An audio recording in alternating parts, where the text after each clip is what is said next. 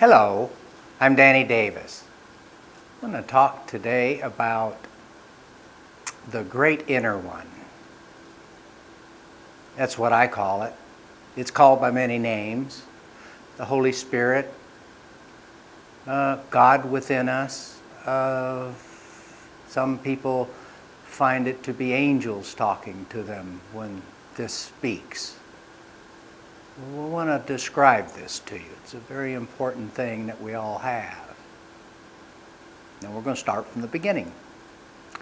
I don't think necessarily that the universe actually had a beginning. I think it is our ideas of it.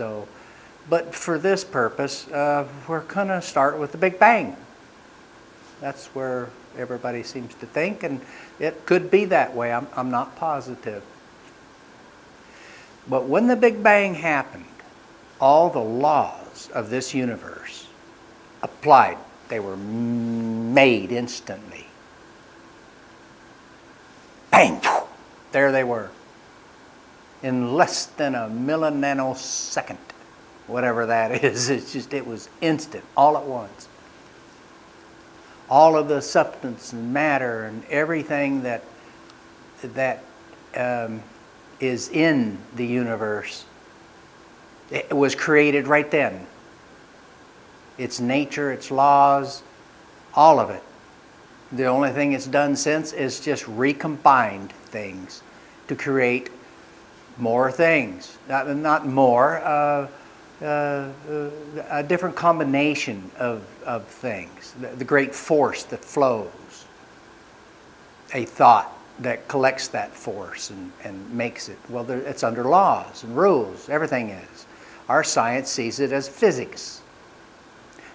Many spiritualists will call it metaphysics because meta means go beyond physics. Well, no, that's a misstatement. There's no beyond physics. There's physics, period.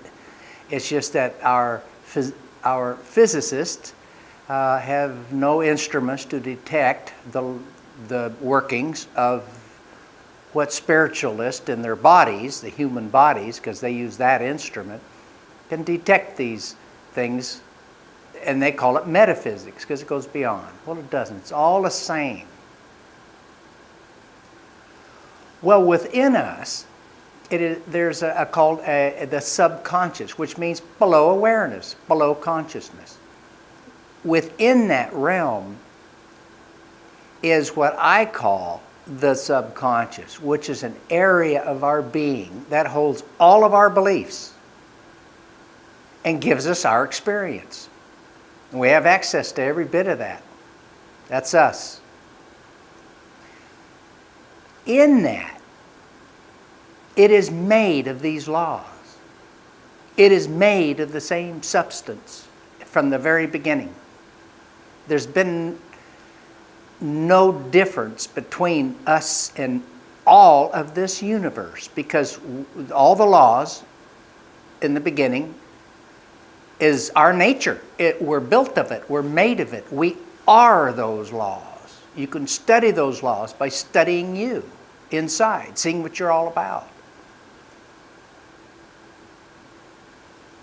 These are beautiful things because what that gives us is the ability to connect with all things, all phenomena, because we're built of it. We're made of it. It's our nature, all phenomena of the universe, all the stars, what they're doing, the laws, the quantum mechanics, the tiniest little things in our universe, the atom, the electrons, the neutrons, quarks, all the things that everything's made of, that quantum mechanics takes care of, is all under the same laws. And that's our nature. And we have access to this. All of the subconscious and the experiences of all living beings is written in what is called the Akashic records. And the thought forms have gathered together in mass because there's been mass thinking on in this universe and on this world. We can connect with this. We can connect with every bit of this because, again, it is our nature. It's what we're built of. We don't have to go outside of ourselves to do it. It's what we are. In that connection is the wisdom of the sages and the ages, through the ages, and their experience and the way things work. That's why we are all one, because there's no difference. We can call upon these experiences of the past that has built up because of being built with it ourselves. That's our very nature. We can call upon those things to come through us, to come from us, to experience them. And that's all done within. This can be called upon by each of us individually. I use the term great inner one because it's great. It encompasses all things, and it's inner.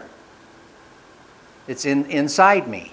It's me, inside me. It is actually me in ways that I'm not even aware of yet. It's the great inner one. The one is, it's one with all things. Inner is inside. Great is, it's big. You look up at the stars in the sky, you should never feel small, you should feel huge, because that's what you're made of, and that's what you're not only a part of, that's what's in you. You can call upon this. I will make some examples of things that I do to make and do what I do. Come, great inner one, come forth within me and do the works of good. Now, I've described that to myself at length. What does this mean? Come forth. It means I have access to all this information from all the masters before us, our elder brothers and sisters, their elder brothers and sisters, and their elder brothers and sisters, who are not even on this planet anymore. They've evolved so high. We have access to all of that because it's our nature. It's what we're built of. And I call upon that to come forth within me, to do works of good. What does this mean? Well, you describe what it means to you. That's up to you. This is very personal. To me, it means I speak in the ways of truth. I speak in ways, in the language of people that will hear this and make use of it. Not my language. I have my language. It's quite different than those that I speak outwardly. Their language, yours. What words do you connect with that fit your belief system to cause you to look upwards into higher thinking, better life, evolve in a sweet and good way? That's what a small portion of the definition of what I mean by the works of good. Come forth means make it happen, manifest it. Manifest the experience for me. Put that experience out to accomplish what I want. And it is what I want. Believe me, it is totally selfish. I don't do this for anybody but me. I want results. I want to see people look up to a better life, higher thinking, sweeter souls. That's what I want. I want that. That's mine. And I'm greedy about it. I want lots of it. And I call upon this inner one within me, connected to everything, because it is everything, like I described, to come forth and do this work. Come forth and do this, that, the other thing. Whatever it is that floats your boat, it's yours, it's you. You can do as you choose. There's no rules. You well do it in accordance with the laws. One of them is the law of karma, which is greatly misunderstood. Karma does not have a time you built up with. It's an instant thing. And you give an action of calling upon it, and it will do exactly the way you think it up. That's the reaction. It will happen perfectly the way you think it up, in exact accordance with your definition. So define them well. Be cautious with it, because if you believe in it, it's going to happen. Call upon this great inner one. It is who we are and what we are, and it will guide us on our way and give us powers that are unconscious, subconscious, not aware of. It will show them to you.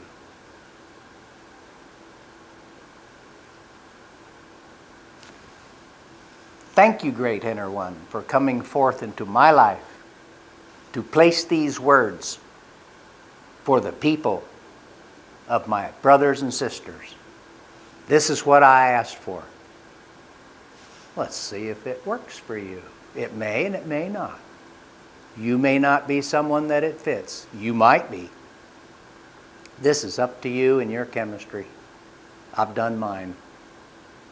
I say this as a demonstration for you, just as an idea of a way to do it. And then you find your path to do it and do it your way, because it's yours, and nobody gives you a rule or says you can't or shouldn't.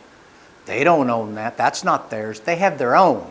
You let them do theirs, and they do theirs. You do as you choose.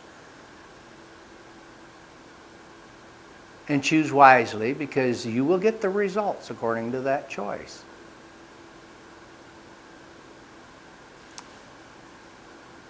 We are one in love and light. So be it.